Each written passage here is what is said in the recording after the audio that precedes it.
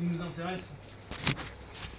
Donc, moi je reviens sur un principe en MMA, j'aime pas trop prendre le dos. Statistiquement, il y a encore beaucoup. La sub la plus faite, c'est le Mataleo, voilà, étranglement. Je sais plus si c'est rear naked choke ou étranglement. Donc ça reste le truc, après je crois que c'est guillotine.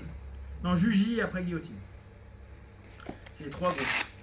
Après on arrive sur les triangles de bras. Le hic qu'on a, c'est que potentiellement, si je vais chercher...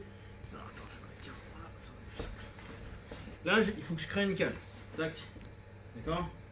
Je crée la cale, je tire, j'insère. Regardez là. Donc, j'ai inséré haut et je vais prendre en extérieur et là j'ai un body lock. Le problème du body lock, c'est que souvent, je vais pas être... Hop, nickel. Bah là je suis nickel. Mais non, regardez, en général, qu'est-ce que je vous explique? C'est qu'il faut qu'on soit à ce niveau-là. Donc là, c'est bon, j'ai réussi à le reprendre, mais souvent, les mecs descendent un peu, ce qui fait que on va se battre beaucoup là. Et ça, on le voit beaucoup en MMA. D'ailleurs, les mecs, ils commencent comment? Ils font ça au départ. Pour tenter d'aller le prendre là. Sauf que le gars, ici, si j'arrive pas à maintenir mon pied, il va tenter juste de descendre un petit peu.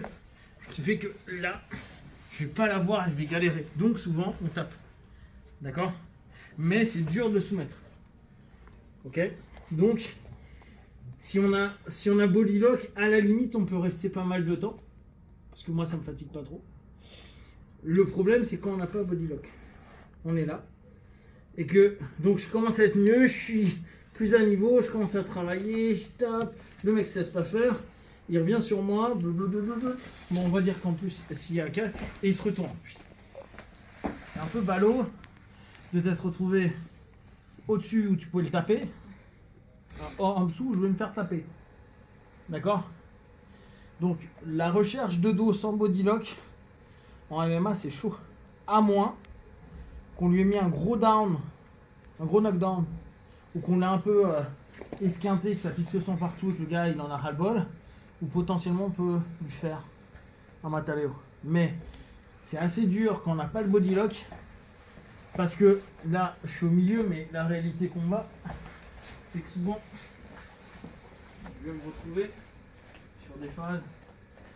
Souvent, j'ai réussi à le prendre, je suis arrivé par là et je suis contre le mur. Et ça, c'est hyper courant. Parce que souvent, j'ai sauté pour lui prendre le dos. Le mec, on est tombé, on se retrouve plus ou moins proche de la cage. Donc, j'ai beaucoup moins de mouvement.